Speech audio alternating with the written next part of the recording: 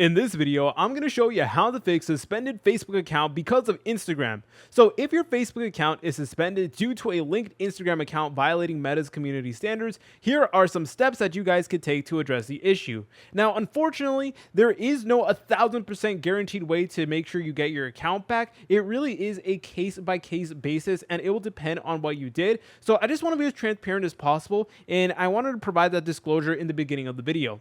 All right, but there are still a few things that I recommend that you guys try to do. So number one is you want to check the notifications for details. So whenever you try to log into your Facebook account, you should see a message indicating the suspension and mentioning the linked Instagram account.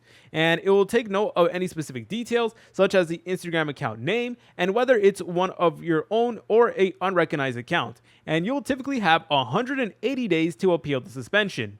So what you want to do from here is you want to actually go ahead and access the Facebook Account Center. So go ahead and just select on Facebook, then go ahead and press on Go to Account Center. And then from here, it is going to let you know all of the Facebook accounts that are connected to your account along with any Instagram profiles and stuff like that. So there you go. Okay, but let's say you have your Instagram account right over here and it got suspended. What you would need to do is you would need to go ahead and log into that Instagram account and then follow the prompts to appeal the decision through the Instagram app or the website. And you may need to provide documentation to verify your identity.